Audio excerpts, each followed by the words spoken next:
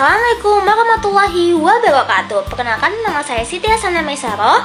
Di sini saya akan menjelaskan apa itu pembelajaran tematik dan juga beberapa model pembelajaran tematik yang akan sangat menarik untuk dibahas. Pertama-tama, mari kita membahas pengertian pembelajaran tematik terlebih dahulu ya teman-teman. Apa sih pembelajaran tematik itu? Pembelajaran tematik merupakan pembelajaran yang mengintegrasikan beberapa mata pelajaran menjadi satu subtema saja. Nah, tujuannya apa sih teman-teman? Tujuannya adalah agar peserta didik mudah memahami materi dan juga pembelajarannya akan lebih menyenangkan serta interaktif. Nah, selanjutnya kita akan membahas model-model pembelajaran tematik yang sangat menarik. Di sini saya akan membahas 10 model pembelajaran tematik. Yang pertama akan saya bahas yaitu model pembelajaran fragmented atau model terpisah. Model fragmented ini merupakan model dalam pengimplementasiannya terbatas pada satu mata pelajaran tertentu saja, yang dimana dalam pembelajarannya juga dilakukan secara terpisah tanpa ada usaha memadukan mata pelajaran lainnya. Nah, dapat disimpulkan bahwa model ini secara mata pelajarannya itu terjaga keaslian dan juga kemurniannya tanpa ada memadukan antara satu mata pelajaran dengan mata pelajaran lainnya. Langkah-langkah pada model ini ada beberapa ya teman-teman. Yang pertama, menyusun pembelajaran secara terpisah. Misalnya guru ingin melakukan pembelajaran mata pelajaran IPA, maka guru tersebut harus fokus menyusun pembelajaran IPA saja, tidak terfokus pada mata pelajaran lainnya atau memadukan mata pelajaran IPA dengan mata pelajaran lainnya. Jadi hanya fokus pada satu mata pelajaran saja.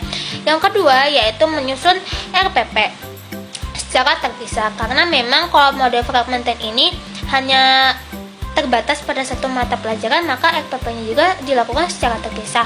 Yang ketiga yaitu fokus pada satu mata pelajaran saja. Seperti yang telah saya sampaikan tadi, guru hanya fokus pada satu mata pelajaran saja. Jadi jika guru mengajar materi IPA tentang tumbuhan, maka fokus pada materi tumbuhan tersebut, tidak memadukan dengan mata pelajaran matematika seperti menghitung tumbuhan dan sebagainya. Tidak ya teman-teman, karena model fragmented ini hanya fokus pada satu mata pelajaran saja. Yang terakhir yaitu memberikan tugas dan juga evaluasi secara terpisah dan tidak ada kolaborasi dengan guru yang lainnya. Seperti itu ya teman-teman. Nah, ini kita bisa lihat dalam gambar ini ada beberapa lingkaran ya. Yang pertama ini misalnya warna merah mata pelajaran IPA, lalu warna selanjutnya warna kuning itu bisa mata pelajaran matematika, selanjutnya warna hijau dan lain sebagainya itu mata pelajaran terpisah. Jadi hanya satu warna itu satu mata pelajaran saja tanpa ada usaha memadukan. Nah, di sini ada contoh lainnya ya teman-teman. Contohnya dalam mata pelajaran PKN. Di sini ada pada lingkaran pertama ada nilai juang dalam proses perumusan Pancasila, lalu selanjutnya ada sistem pemerintahan di Indonesia dan juga sebagainya ya. Jadi hanya fokus pada satu mata pelajaran saja. Yang kedua ada model nested. Model nested merupakan model sarang burung. Model ini memfokuskan keterpaduan dari berbagai aspek dalam satu mata pelajaran. Mengapa disebut sarang burung? Karena guru tetap memberikan mata pelajaran tetapi secara terpisah ya teman-teman, seperti mata pelajaran satu dengan mata pelajaran lainnya. Nah, meskipun terpisah, guru tetap memiliki target multi keterampilan sesuai dengan tujuan yang ingin dicapai oleh peserta didik. Langkah-langkahnya ada apa saja ya teman-teman? Yang pertama yaitu guru menentukan mata pelajaran utama dan juga keterampilan yang ingin dicapai. Nah, contohnya seperti guru memilih mata pelajaran IPA dengan tema daur air. Nah, keterampilan apa saja sih yang dapat kita dapatkan dalam mata pelajaran daur air ini? Nah, pertama ada keterampilan menulis. Nah, guru ini mendorong peserta didik untuk memberikan tugas seperti anak-anak coba kalian tulis teks prosedur tentang daur airnya. Nah, ini ada keterampilan menulisnya teman-teman. Selanjutnya ada keterampilan critical thinking atau berpikir kritis, seperti guru mendorong atau memberikan tugas seperti Anak-anak coba analisis nih, dampak dari daur air itu seperti apa. Selanjutnya ada keterampilan sosial. Nah, ini guru juga bisa mendorong peserta didik untuk bekerja sama dengan teman sebayanya seperti aktivitas diskusi. Seperti itu ya teman-teman. Yang kedua ada rencana aktivitas yang memang menyesuaikan dengan keterampilan. Ini sama seperti yang telah saya jelaskan tadi. Terus yang ketiga yaitu gunakan rubrik sesuai dengan multi keterampilan, dan keempat yaitu memberikan umpan balik sesuai aspek yang dibutuhkan. Seperti itu ya teman-teman langkah-langkahnya. Nah, untuk contohnya di sini merupakan model pembelajaran nested, gambar model pembelajaran nested. Di sini ada keterampilan berbahasa atau dalam bahasa Indonesia. Nah, dalam bahasa Indonesia ini kita bisa mendapatkan beberapa keterampilan seperti ada keterampilan berbicara, juga keterampilan menulis ataupun keterampilan membaca, menulis, membaca, atau membaca, menulis ya teman-teman. Seperti itu ya teman-teman. Jadi ada satu mata pelajaran, dalam satu mata pelajaran tersebut terdiri berbagai aspek atau multi keterampilan yang harus dicapai. Seperti itu ya teman-teman. Selanjutnya ada model Webert atau model jaring laba-laba.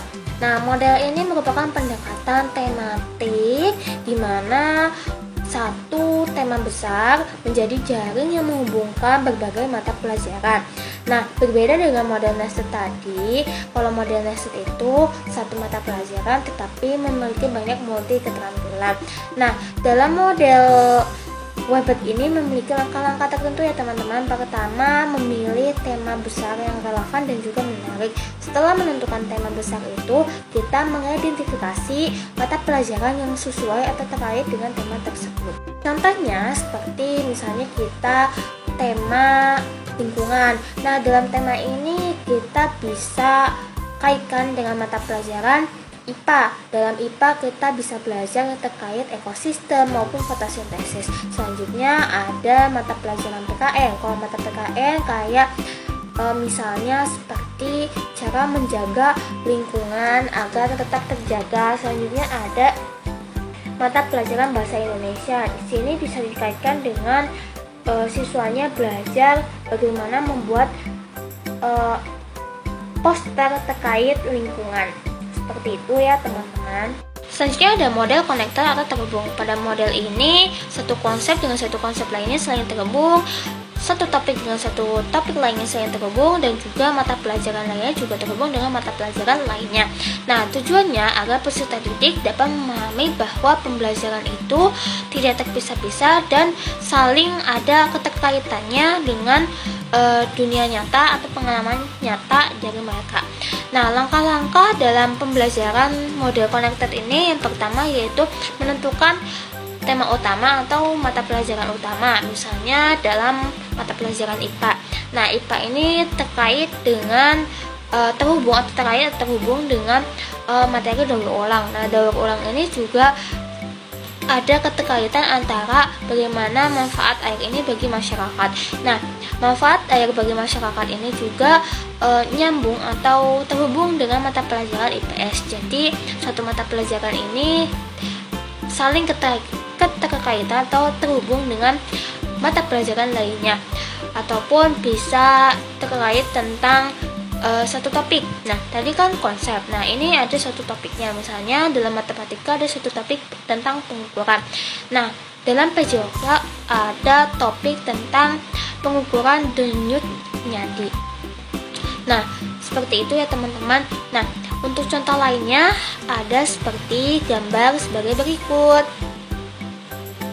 Selanjutnya ada model pembelajaran integrated atau terpadu. Nah, pada model ini pendekatannya di mana semua mata pelajaran digabungkan menjadi satu kesatuan yang utuh. Langkah-langkahnya seperti apa ya teman-teman? Pertama yaitu mencari mata pelajaran yang memang bisa dijadikan satu tema tertentu. Contohnya kita ada mata pembelajaran IPA, lalu IPS, Bahasa Indonesia, Seni Budaya, Matematika. Nah, ini bisa digabungkan menjadi satu tema yang utuh. Contohnya seperti tema lingkungan bersih. Nah, dalam IPA kan cara dampak polusi yang tidak sehat itu apa. Lalu dalam IPS kan seperti hubungan masyarakat, kayak hubungan seperti membuang sampah pada tempatnya. Lalu selanjutnya ada matematika. Dalam matematika kan kita bisa menghitung volume dalam tong sampah. Lalu kalau seni budaya kita bisa mendesain tempat sampah. Lalu kalau untuk bahasa Indonesia seperti mendesain poster terkait buang sampah pada tempatnya, seperti itu. Yang lainnya ada model network atau jaringan kerja. Nah, pada model ini peserta didik itu saling membagi pengetahuan, membagi pengalaman, dan juga saling membangun jaringan kolaborasi untuk meningkatkan pemahaman mereka.